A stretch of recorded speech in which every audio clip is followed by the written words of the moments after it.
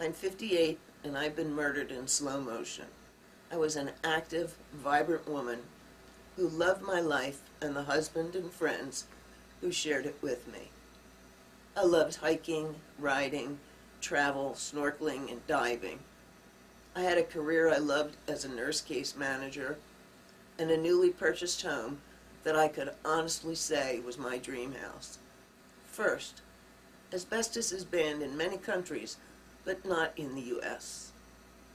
Second, asbestos use was widespread in construction prior to 1980, and millions of structures in the U.S. contain materials made with asbestos.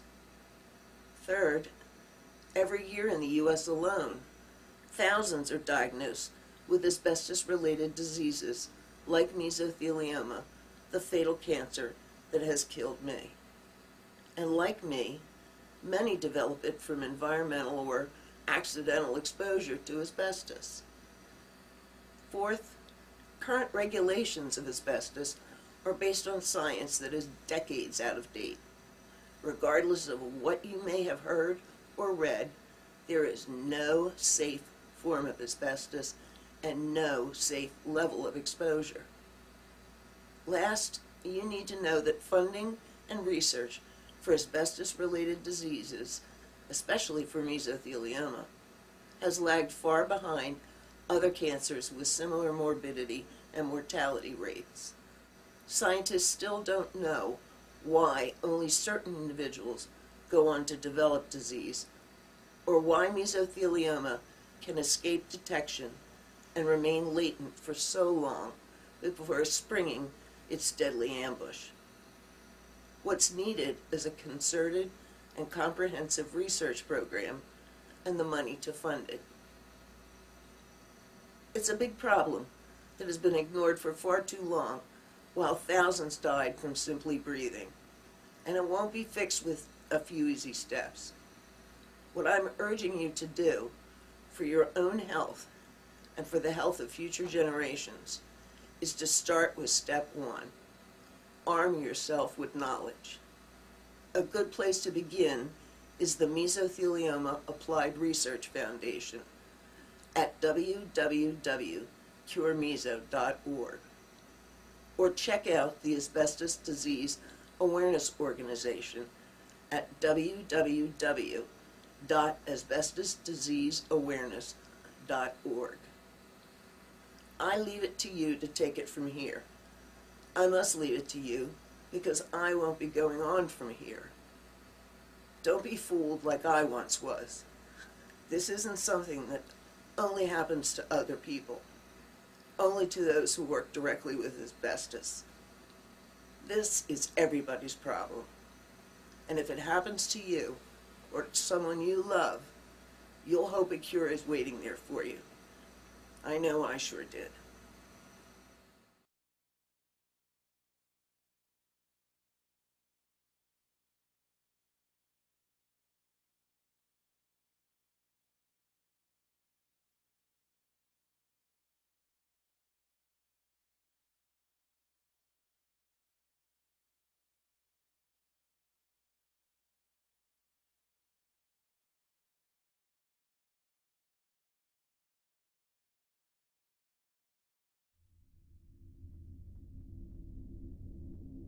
You're aware that you've been diagnosed with mesothelioma? Oh yeah, 6 different doctors.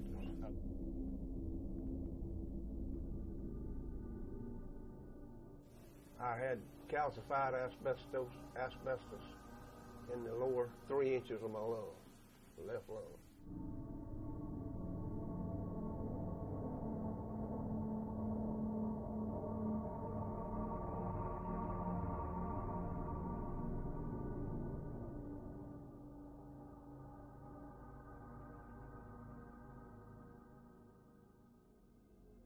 Well, it come in 50-pound bags, if I remember.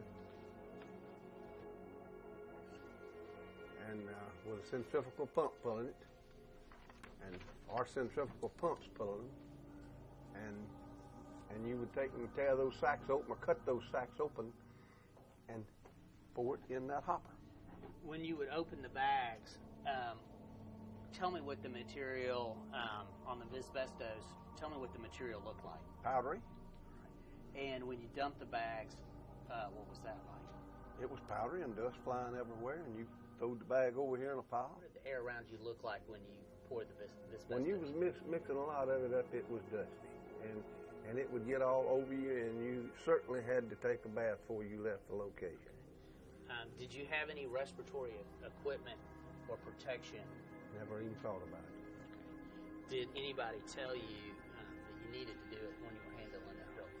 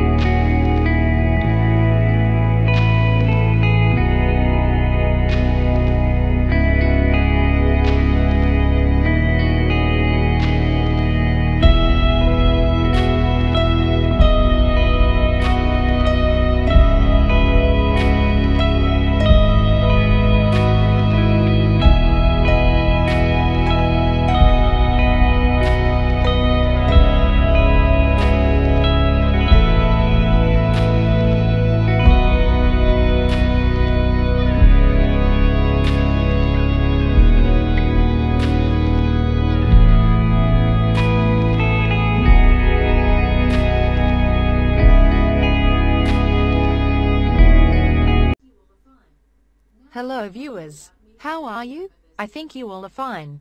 Now I inform you about mesothelioma versus lung cancer. So let's go. Mesothelioma and lung cancer. Exposure to asbestos generally causes two major types of cancer: mesothelioma and lung cancer. Both cancers affect the lungs and chest by causing pain and reducing lung function. Death rates for mesothelioma and lung cancer tend to correlate with each other. The 5 states with the most mesothelioma deaths also have the most lung cancer deaths. Each disease can take decades to develop, yet only months to spread to distant organs. And they have similar diagnostic procedures and treatment techniques. In addition, lung cancer and mesothelioma have overlapping symptoms. They both commonly cause chest pain, coughing, difficulty breathing, fatigue and weight loss. If a patient has these symptoms along with a history of asbestos exposure and/or a history of smoking, doctors should immediately suspect lung cancer or mesothelioma. But despite having a number of similarities, these cancers differ in physical characteristics and non-asbestos risk factors. Differences in development between the two cancers. While mesothelioma and lung cancer can develop after exposure to asbestos, each occurs in different areas of the body. Lung cancer develops in the lung itself. While mesothelioma usually develops in the lining of the lung, mesothelioma can also develop in the lining of the abdomen, heart or testicles. The two cancers grow differently.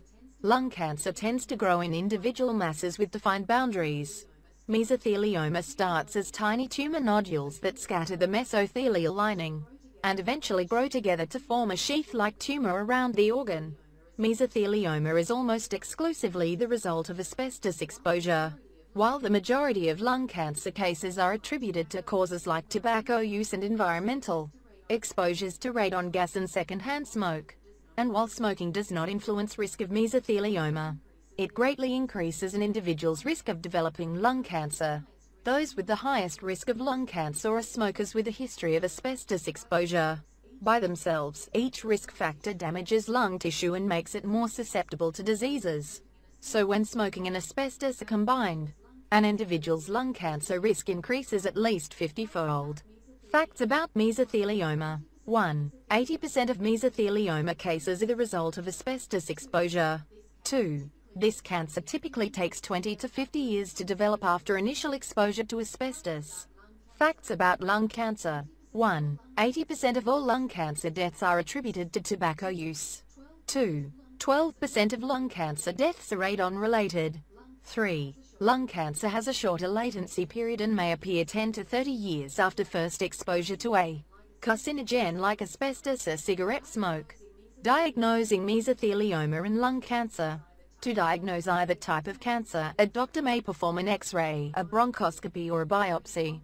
During a bronchoscopy, the doctor inserts a tube down the throat and into the airways of the lung to detect abnormalities, such as visible tumor growth. If the doctor finds irregular growth, he or she may collect a cell sample and test it for cancer. In a biopsy, the doctor removes a small portion of suspicious tissue and tests it for cancer growth.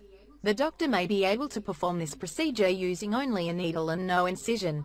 To collect a larger sample, however, he or she may need to perform a minor biopsy surgery. Another test is performed only when doctors suspect a patient has lung cancer. In this test, called sputum cytology, the doctor collects and tests a sample of thick phlegm that the patient coughed up from the lungs. This test may reveal abnormalities like blood or cancerous cells in the phlegm. Treating these cancers. For mesothelioma and lung cancer, treatment options largely depend on how much the cancer has spread. Most treatment plans include some combination of surgery, radiation therapy and/or chemotherapy.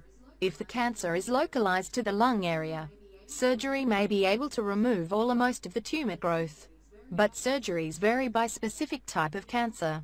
Examples. 1. To treat pleural mesothelioma, a surgeon may remove the lining of the lung, the affected portion of the lung or the entire cancerous lung. 2. Typical lung cancer surgeries include removing a small portion of the lung, a lobe of the lung or the entire lung. For both types of cancer, chemotherapy and radiation therapy are also considered standard courses of treatment. If the mesothelioma or lung cancer is localized, either treatment can be used to shrink tumor growth and potentially kill all tumor cells. When used in this potentially curative way, chemotherapy and radiation therapy are typically combined with surgery. These treatments can still be used if the cancer has spread beyond its original location.